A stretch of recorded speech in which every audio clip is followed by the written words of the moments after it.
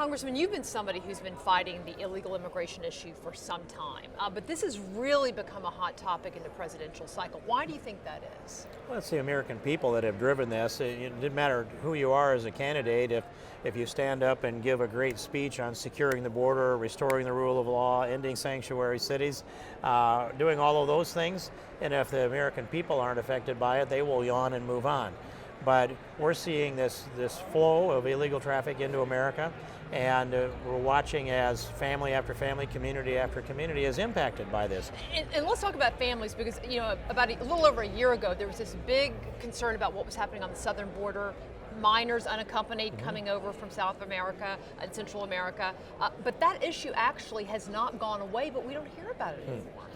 Well, some of that's the cycle of the news media too that will crank up the momentum. And Congress a year ago last summer acted on a border bill. The House acted, the Senate didn't act on it to address this, and I didn't think it was enough, but it was some of the right things going in the right direction. And so there are issues that got to higher importance. One was ISIS and the global security situation, and then that came back to the border as the threat to our border from ISIS slipping themselves in with other illegals. But we're not always a society that looks at the objective data and reacts accordingly. We are scooting from hot button issue to hot button issue. But this will always be an issue for America as long as we have an open border, as long as we have, right now, we've got a circumstance in the White House where essentially ordered the Border Patrol to stand down. And now, just the other day, it's announced that if you're not willing to stand down on your Border Patrol, maybe you should look for another job. Well, these are guys in law enforcement. And when you say you can't do your job enforcing the law, so you should look for a different one, that's getting down to about as low a standard as we've ever had in this country. Is there anything Congress can do, in your judgment, between now and a new administration coming in? Because it's pretty clear what President Obama thinks on this issue.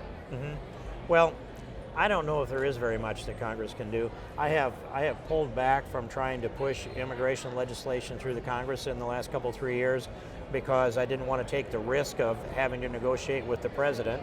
I know what you end up with. He's many times refused to negotiate with Congress, but if he got a bill that he could get amended maybe in the Senate and shove that back to us, it could actually erode what we have. So I'm kind of holding my breath, hoping we get to a new president, and I hope when the American people go to the polls, they're aware of these issues we're talking about here. And for me, it has, in spite of all the things that have been said, the center of this immigration issue since Ronald Reagan signed the Amnesty Act in 1986 was very, very rare for Ronald Reagan to ever let me down. I revere him on almost everything else. But that day I knew that there was a huge mistake that was made because the Amnesty Act rewarded those who had broken the law.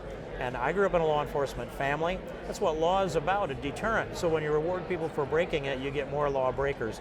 And this is about restoring the respect for the rule of law. That's what we must do as conservatives. And if we do that successfully, there'll be many generations of Americans that will prosper, and there'll be many legal immigrants that will come here and bring the vigor that comes from their country to ours, as it's long been in this country. Congressman King, thank you very much. Thank you, Genevieve.